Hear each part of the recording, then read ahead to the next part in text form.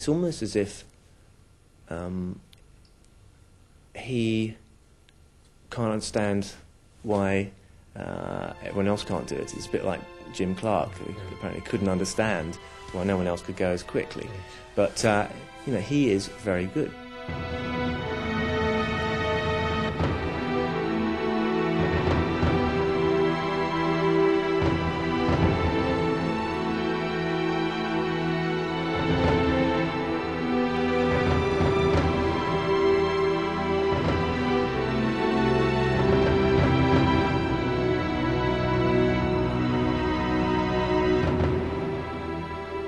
I've watched him testing at Silverstone, and particularly going through Beckett's, a very fast right, left, right sequence of corners.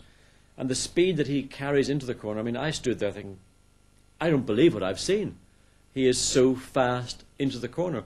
Well, it's nothing sort of extra special. It's just a way that he controls the car almost with a throttle, instead of where I think the majority of drivers that I've known, someone like Damon, I know David, Gerhard as well, Mika Häkkinen, exactly the same. When they brake, you brake, you change down the gears, and then you might go on and off the throttle. And I think Ayrton was the biggest example of that. When he used to be in the middle of a corner, his throttle movement was so quick, and he was always on the throttle. Where Michael has this braking, changing down, then he's constantly on the throttle straight away.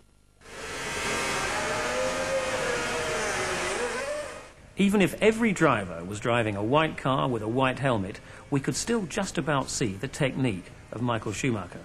It wouldn't be easy, though, and to get a much better idea, we need to look at data recordings taken from the controls, from the steering, particularly the throttle, and also, of course, the brakes.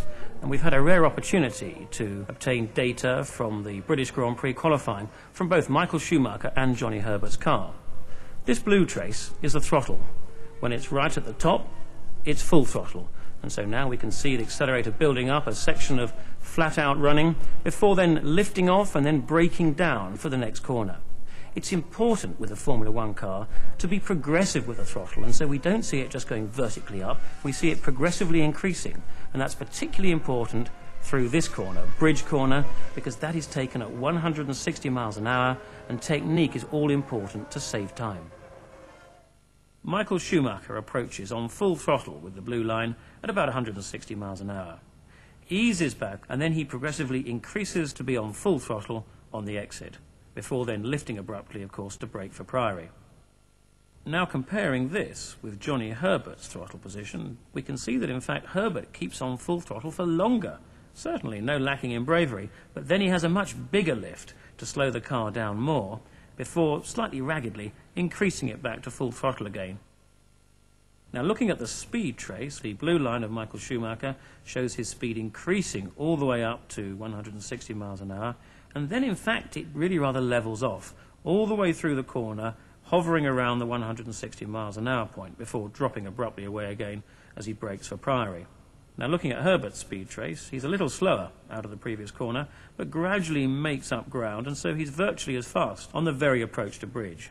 But because of that much bigger lift on the throttle, his speed then drops down quite significantly. He's 5 miles an hour slower in the middle of the corner. Now looking at the steering trace, we can see just how close to the limit the drivers are.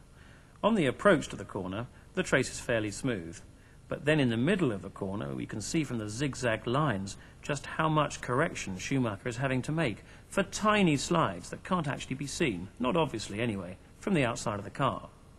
Now looking at Johnny Herbert's steering input, on the straight it's much the same, but in the middle of the corner he's not so near the edge, and so the trace is smoother. As a result, on this corner alone, Schumacher was 0.2 of a second faster than Herbert, and in fact in qualifying, over the whole lap, beat him by 1.5 seconds, or 100 metres at the end of the lap.